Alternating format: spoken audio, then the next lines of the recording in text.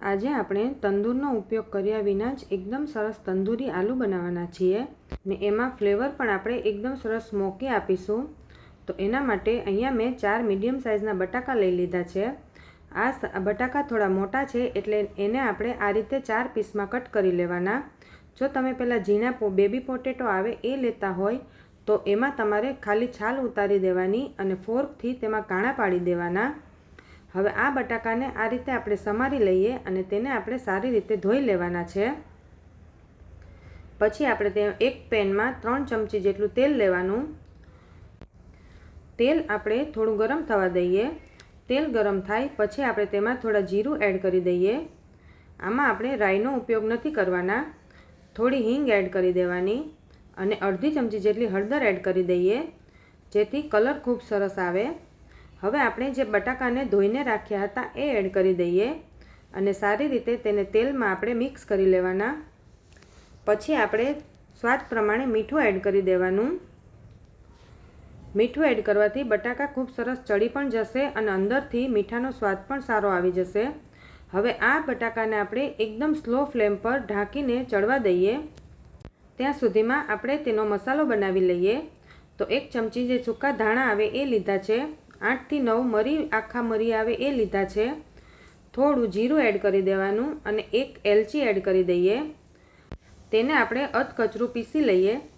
હવે એ જ મિક્સર જારમાં આપણે 1.5 ટમેટું લેવાનું છે।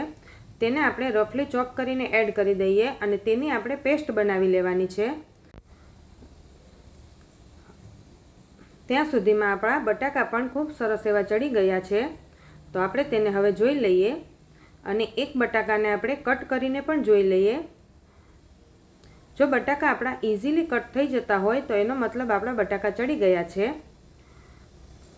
તો હવે આપણે આ બટાકાને સાઈડમાં કાઢી લેવાના છે। તેનું તેલ નથી કાઢવાનું, તેલ આપણે રહેવા દેવાનું છે। હવે એ જ તેલમાં આપણે બીજી પ્રોસેસ કરીશું।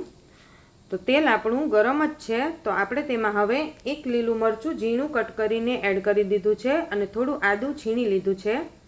હવે તેને આપણે પહેલાં 2 મિનિટ માટે સાંતળી લઈએ। પછી આપણે જે મસાલો પીસીને રાખ્યો હતો એ એડ કરી દઈએ। પછી આપણે જે ટામેટાની પેસ્ટ બનાવીને રાખી હતી એ એડ કરી દઈએ। તમે જો કાંદા ખાતા હોય તો કાંદાને એકદમ ઝીણા સમારીને ટામેટાની પેસ્ટની પહેલાં એડ કરવાના અને કાંદાને 2 થી 3 મિનિટ માટે પહેલાં સાંતળી લેવાના, પછી ટામેટાની પેસ્ટ એડ કરવાની। હવે આપણે ટામેટાની પેસ્ટ એડ કરી છે તો તેના પૂરતું આપણે મીઠું એડ કરી દઈએ। પછી ગ્રેવી થોડી ઘટ્ટ થાય પછી આપણે તેમાં મસાલા એડ કરી દેવાના। તો 1 ચમચી જેટલું લાલ મરચું, 1 ચમચી જેટલું ધાણા જીરું, 1 ચમચી જેટલો કિચન કિંગ મસાલો અને અડધી ચમચી જેટલો ગરમ મસાલો એડ કર્યો છે। હવે આ બધા જ મસાલાને સારી રીતે મિક્સ કરી લઈએ। સારી રીતે મિક્સ થઈ જાય પછી આપણે તેમાં 3 ચમચી જેટલું દહીં એડ કરવાનું છે।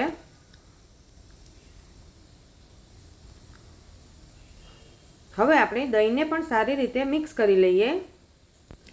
દહીં સારી રીતે મિક્સ થઈ જાય એટલે દહીં આપણું ફાટશે પણ નહીં। પછી 1 ચમચી જેટલું કસૂરી મેથી એડ કરી દેવાની અને તેને આપણે 2 થી 3 મિનિટ માટે ઢાંકીને રહેવા દેવાનું। તમે જોઈ શકો છો કે તેલ આપણું એકદમ સરસ છૂટું પડી ગયું છે। તો હવે આપણે જે બટાકાને જે સાઈડમાં રાખ્યા હતા એ એડ કરી દઈએ। પછી તેને સારી રીતે મિક્સ કરી લેવાના। સારી રીતે મિક્સ થઈ જાય પછી આપણે તેનો સ્મોકી ફ્લેવર આપવાના છીએ। એના માટે બીજા ગેસ પર આ રીતે આપણે કોયલાને મૂકી દીધો છે। કોયલો આપણો એકદમ સરસ ગરમ થઈ જાય પછી આપણે તેને એક પ્લેટમાં લઈ લેવાનો અને તેના ઉપર આપણે થોડી હિંગ છાંટી દેવાની અને પછી તેના ઉપર 1 ચમચી જેટલું ઘી અથવા બટર એડ કરી દેવાનું અને તેને સારી રીતે ઢાંકીને 5 મિનિટ માટે રહેવા દેવાનું જેથી તેનો ફ્લેવર અંદર ખૂબ જ સરસ આવી જશે। 5 મિનિટ પછી આપણે કોયલાને સાઈડમાં કાઢી લઈએ અને લીલા ધાણા એડ કરી દઈએ। તો આપણું તંદૂરી આલુ એકદમ સરસ તૈયાર થઈ ગયું છે। તો આપણે તેને હવે પ્લેટમાં લઈ લઈએ। આ સબ્જી તમે કોઈ પણ રોટી સાથે, પરાઠા સાથે પણ ખાઈ શકો છો અને નાન બટર રોટી સાથે પણ ખૂબ જ સરસ લાગે છે। આ શાક તમે બાળકોને લંચ બોક્સમાં પણ આપી શકો છો। તો તમે પણ ઘરે જરૂરથી ટ્રાય કરજો અને હા, વિડીયો ગમ્યો હોય તો લાઈક, શેર અને સબસ્ક્રાઈબ જરૂર કરજો।